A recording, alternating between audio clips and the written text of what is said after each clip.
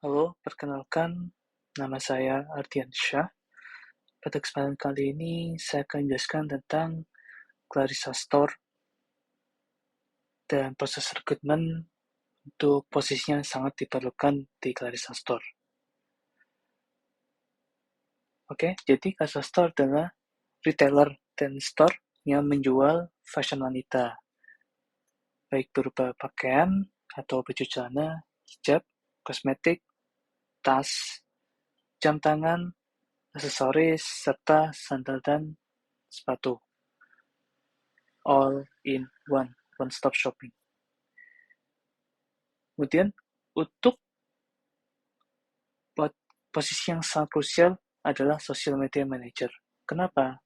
Karena meskipun sudah ada retail store, media sosial memegang peranan penting untuk membangun dan menjaga branding Clarissa Store agar semakin dikenal di masyarakat. Selain itu, Clarissa Store dapat menjangkau konsumen yang belum terjangkau oleh retail store melalui sosial media. Nah, untuk kompetensi yang dibutuhkan untuk posisi ini adalah pertama, termasuk generasi milenial atau berusia antara 20-30 tahun.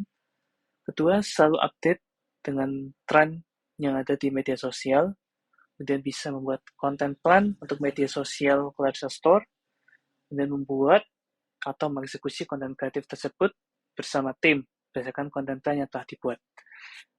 Selain itu, untuk kepribadiannya sendiri, yaitu mampu bekerja di bawah tekanan, disiplin, rajin, dan bertanggung jawab, serta mempunyai jiwa leadership karena akan memimpin tim media sosial. Kemudian untuk strategi rekrutmennya, yaitu membuat job vacancy atau lowongan kerja yang kemudian diposting di media sosial milik perusahaan maupun loker. Kemudian yang kedua adalah interview bisa dilakukan dengan cara virtual, dan tiga adalah menilai kreativitas konten lewat portofolio kandidat sebagai pertimbangan untuk mengisi posisi social media manager. Kemudian untuk proses rekrutmennya ada 5 tahap. Pertama itu Clarissa Store akan menyebab job vacancy di media sosial, baik punya sendiri atau perusahaan, ataupun pihak ketiga atau loker. Kemudian ke tahap kedua, pelamar mengirimkan lamaran kerja dan portofolio ke email Clarissa Store maupun WA untuk tahap sesi CV.